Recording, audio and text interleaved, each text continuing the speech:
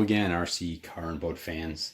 Wanted to show you guys some old RC boats that I made many years ago. The PT-109 and the PT-169. They're both the same kit. They're both the Lindberg 1/32 scale PT-109 model.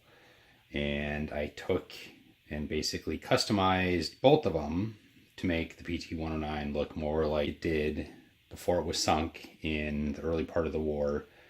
And then the 169 is modeled to look more like the PT boats did later in the war.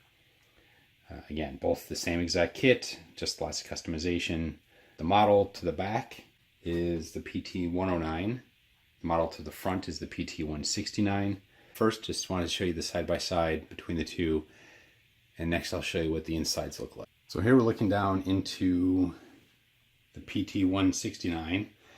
This is 169 at the front, PT-109 at the back, and you can see, there's quite a difference in the running hardware and setup. The PT-109 I built when I was in high school, so that was in the mid to late 80s, and the 169 I built basically when I was in college and then when I got out. The PT-109 is put together a little bit different. I used parts I had at the time. There's a 550 motor and a 540, which I don't know why I did that, but I did. It actually uses a speed control setup from an old Tamiya Bigfoot RC car, Futaba radio in a Tupperware bowl that was my radio box.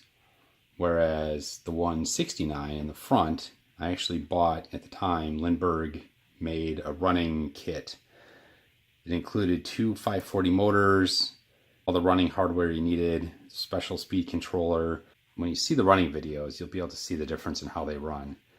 But I'm hoping to get them cleaned up and maybe you could run them side by side again.